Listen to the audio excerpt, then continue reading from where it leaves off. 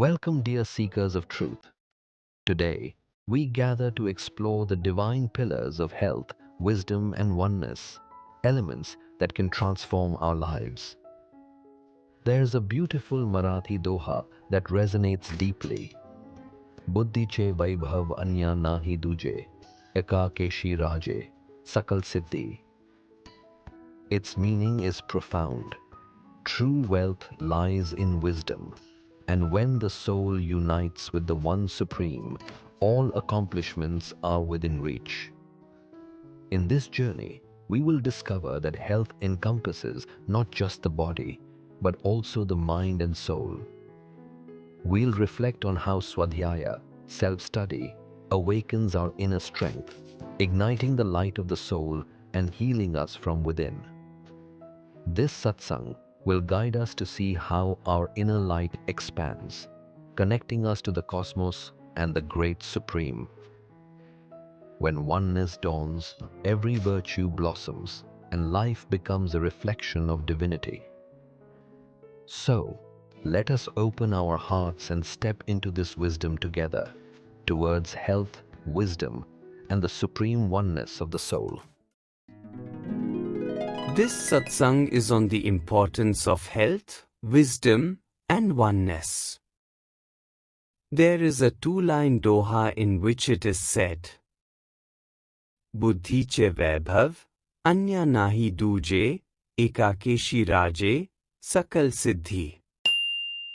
This is in Marathi language, and its real meaning is connected with health, wisdom, and the oneness with God. Buddhi or wisdom is included in it. Vaibhav, prosperity, is included in it. Apart from these, nothing else is needed. And keshi, what does keshi mean? It means that if you become one with the One Supreme God, then you will attain sakal siddhi, that is, all accomplishments. That means you will reach the state of great samadhi or ecstasy. To understand this, we will first talk about swasthya or health. The word swasthya is a Sanskrit word. In reality, its connection is not only with our physical body. Because many Sanskrit words are made by combining several elements together. And when you go into the depth of the word, then only you realize how many components are hidden in this compound. Now, swasthya can contain many such elements. But as I understand, there are three elements which are very important.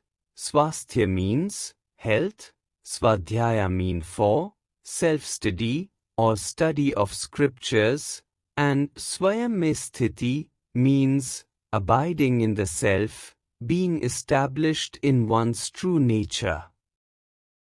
Greater than health is Swadhyaya. And greater than Swadhyaya or self-study is abiding in the self. If you reach that higher state, if you become established in your own self, then your Swadhyaya will naturally happen, and your health will also be preserved. But that is the final step. That is like you have already reached the rooftop. Before reaching that point, it is necessary to place your foot on the first step. When you reach the rooftop, then yes, the first two steps can be left behind. But in the beginning, when your journey of learning has just started, focusing on health is very necessary. As you know, every person's health depends on his physical body, on how he lives, what kind of lifestyle he follows, what kind of circumstances he is in. All of this together determines his health. Health itself includes our food. It includes the water we drink. And it also includes the air in which we breathe, which holds great importance. If you go a little deeper, you will realize that not everything is in your control. How pure the water you get is, that is not in your control. How pure the food you eat is or what kind of food you receive, that too is not entirely in your control. And the very air in which you breathe, that is absolutely not in your control. Still, we have to keep ourselves healthy. That is why we should drink water after purifying it. Whatever we consume, we should make every effort to consume it in the purest possible way. Air is not at all under our control. For that, we have only one way. We should rise at Brahma Muhurta, the sacred pre-dawn hour, do physical exercise, and absorb as much oxygen as we can from trees and plants during that time. Practice yogasanas, and do whatever exercises are possible. If we maintain full discipline over our way of living, then by the grace of God, obstacles in health will be minimized. Yet, it is very difficult to say how perfectly healthy we can remain. But from our side, it is very necessary to make every possible effort. After health comes Swadhyaya or study. After health, study has a very big contribution in our life. Here, study has two meanings.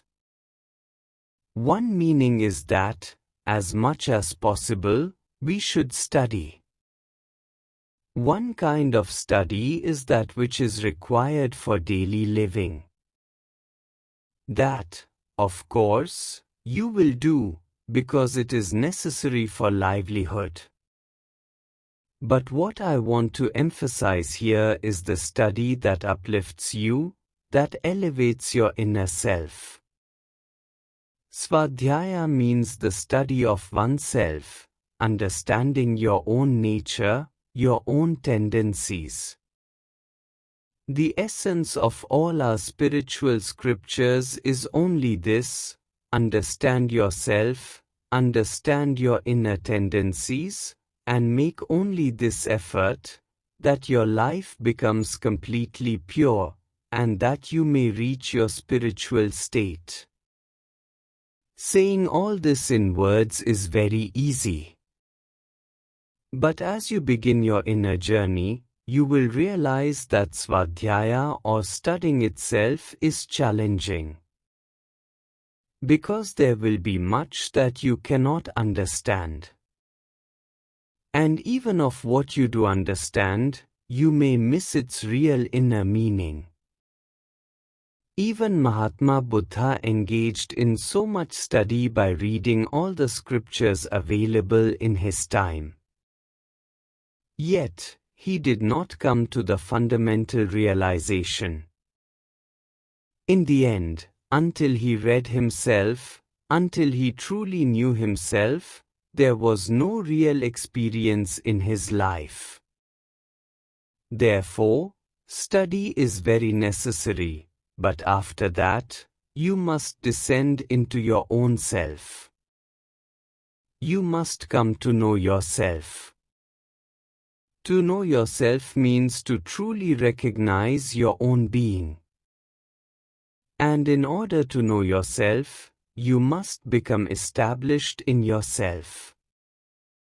When you become established in yourself, then you will understand the true essence of Swadhyaya, that is self-study. By being established in yourself, every part of your body begins to receive strength. Whatever the environment may be, It will not trouble you. So, abiding in yourself is of utmost importance. To be established in the self means to know your soul, to become one with your soul, to dwell in your own inner light. When you live in that inner light, the lamp of knowledge will be lit within you. Then everything will become clear to you. You will gain complete awareness of your health. The essence of all scriptures will open up to your understanding, because the self itself is God. Here lies the greatest truth to understand. If a painter creates a painting, he himself is not present inside it. But we are not like that. We are the creation of the Supreme. And the Supreme is present within every being. God Himself, who is all-powerful, is within all of us. If we remain with Him, the meaning of self-realization is that we live with that supreme power. Then no kind of suffering can touch our life, not physical suffering, not mental suffering, not even worldly suffering. Because He is the Master of all, and we are with Him. That is why dwelling in the self is the highest state. Your self, your soul, is within you. But it lies so deep. It is covered by the awareness of thoughts. It is influenced by the impressions of thoughts. Even the movement of breath has an effect on it. Because of this, the light of the soul cannot flow freely in the body. The power and influence of the soul will come into your life only when you are mentally calm, when the impact of thoughts on your life becomes minimal. And the moment thoughts reduce to their minimum, the light of the soul will begin to spread. For thoughts to become minimal, it is necessary to sit in stillness. When you sit in silence, even the rhythm of your breath begins to slow down. As the breath slows down, the mind becomes peaceful. As the mind becomes peaceful, the influence of thoughts decreases. And as soon as the burden of thoughts decreases, this inner light of the soul will be seen spreading within you. Now, you may wonder, how does the spreading of this inner light bring health? On this subject, I want to tell you something. This is a very deep mystery. You may not have heard of the observer effect in your life. What is the effect of the one who observes? You may have seen it, but you may not have understood it. For example, when you go to a temple, you take the arti plate and offer it to God. If you are alone in the temple, you rotate the lamp 2 or 3 times and place it back. Your arti is done, your worship is done. But if you see that there are many people in the temple and they are watching you, then simply because they are watching, you worship God for a longer time and with greater devotion. This is very natural. When someone observes you, you become more controlled. You become cautious. You become more aware. You start doing everything with more attention. This is what is called the observer effect. Science has done great research on this. A small example is this: if light travels from one place and falls on a screen, the electrons carried by the light, after traveling 2 or 4 feet, form certain images on the screen. But the flow of electrons is very haphazard, it is not controlled.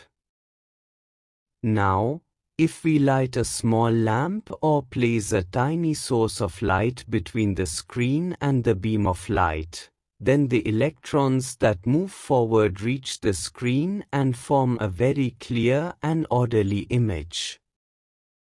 In other words, the electrons become controlled. It is just like when you worship. If 10 people are watching, then the one performing the worship does it in a much more disciplined manner and takes more time. In the same way, if someone is watching, you act in a more orderly way. And electrons to behave in the same manner. Now see this within our own body. If the light of the soul is kindled, even the smallest spark in the beginning, then within your body, in all the internal organs, there is nothing but the flow of electrons. All communication within your body, from one organ to another, is carried through the flow of mild electrons. But when the light of the soul shines, that flow becomes highly controlled, natural, and filled with strength. When this condition arises, then your body begins to heal simply through the light of the soul. If there is pain anywhere in the body, and you focus on it spiritually, all the energies gather there, and the illness heals very quickly. This has a very natural application. For example, if someone's bone breaks, the doctor only needs to set the bone in place, no medicine, no additional treatment. Simply set it right. Then, by concentrating the power of consciousness, the strength of the soul, and using the observer effect I mentioned, the bone heals much faster. The point here is that the power of the soul, the light of the soul, also heals your physical body. It restores health. And we all know, the company of a person influences us, their thoughts influence us, their life influences us.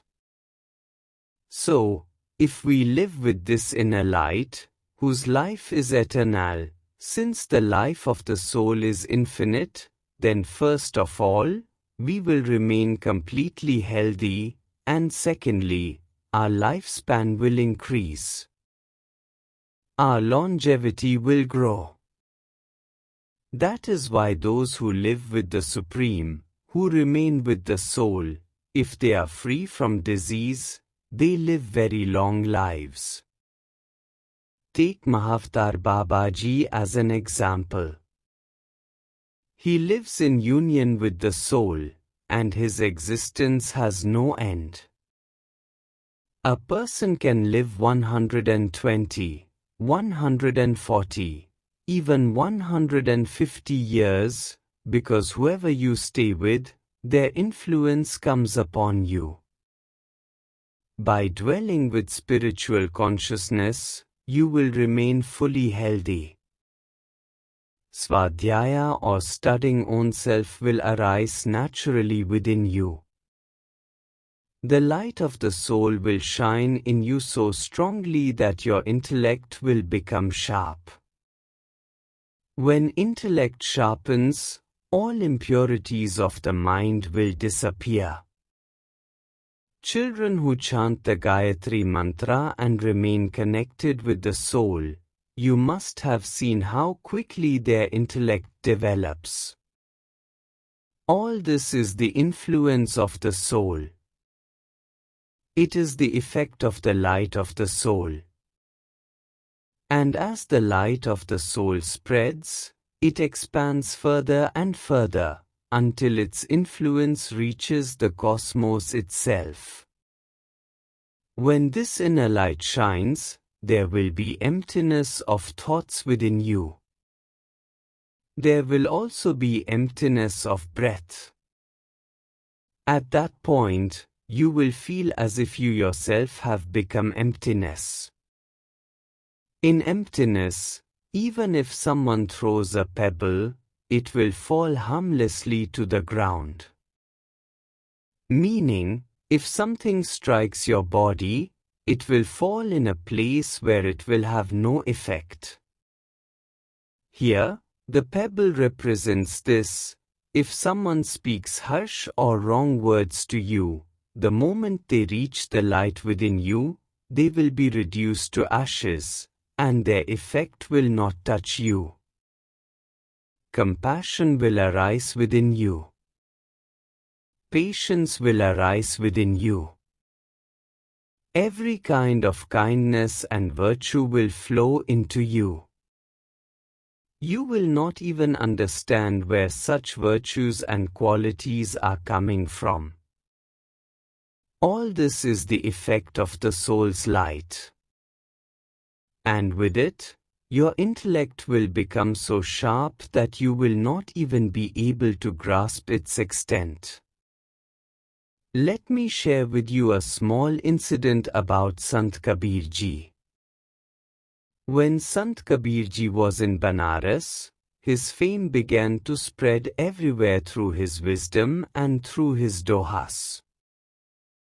The priests and scholars of that time began to feel jealousy towards him.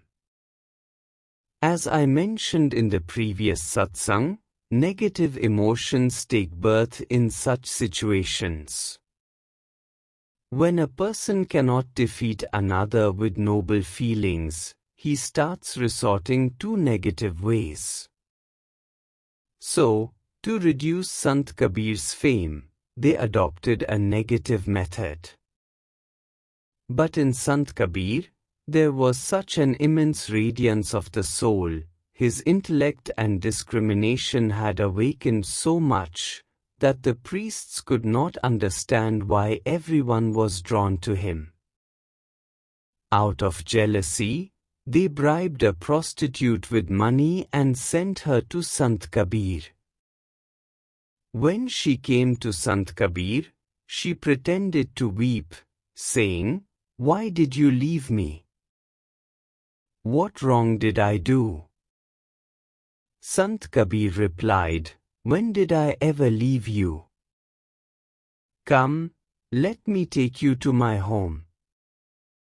Now, Sant Kabir's intellect, discrimination, and wisdom were so vast that even the priests were astonished. The prostitute herself was shaken. What kind of person is this? He held her hand, took her home, saying, "Why did you stay away from me so many days, sister? You should have come earlier." He prepared food for her and served her. She was overwhelmed with shame. He even pressed her feet. In Sant Kabir's heart, there was only this thought, "Perhaps God is testing me." He did not find fault in her at all. The next day, the priests went to the king and complained, "The one you honor so highly, Kabir, is living with a prostitute." Sant Kabir was summoned to the palace, and he took the woman along with him. Before Sant Kabir could say anything, the woman fell at his feet and began to weep before the king, saying, "He is a great saint. The priests gave me money to entrap him, so that I could insult his honor. There is no one greater than him." The king asked Sant Kabir, "Why did you act this way?" Sant Kabir gave a very simple answer, " God was testing my wisdom and discrimination." In such a situation, should I fight? Whatever God gave me, I accepted. And once you accept, there is no question of suffering. Even a snake drops its poison. This woman dropped her poison herself, and here in your presence, she fell at my feet. A person walking on the path of this great knowledge and light cannot be harmed. He rises far above worldly laws. The laws of cause and effect no longer bind him. His rules are entirely different from worldly rules. They are divine laws, the laws of God, and he lives according to them. So, as soon as you walk on the path of knowledge, all virtues will arise within you. Your health will become strong. Wisdom and discrimination will shine within you. Whatever test may come, you will pass it completely, because you are rooted in the soul, and the light of the soul spreads all around you. When the light spreads in all directions, it means you have watered the root of your being, not just sprinkled water on the leaves by gathering outer knowledge. If you only water the leaves, the light of true knowledge will never reach you.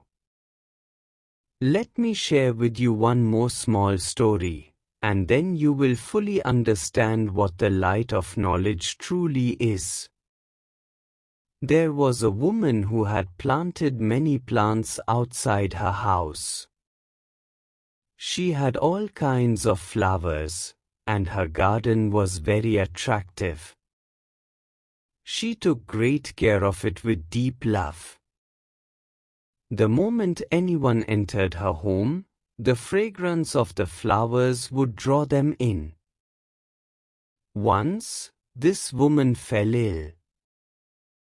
Her suffering was not from her illness. What troubled her most was the thought, "Who will take care of my plants?" She was very restless. Then her 15-year-old son came to her and said, "Mother, don't worry. I will take care of everything better than you. I will water every single leaf." So, the mother's treatment began. Now, this boy had no real knowledge of what to do. He sincerely watered every single leaf and every single flower.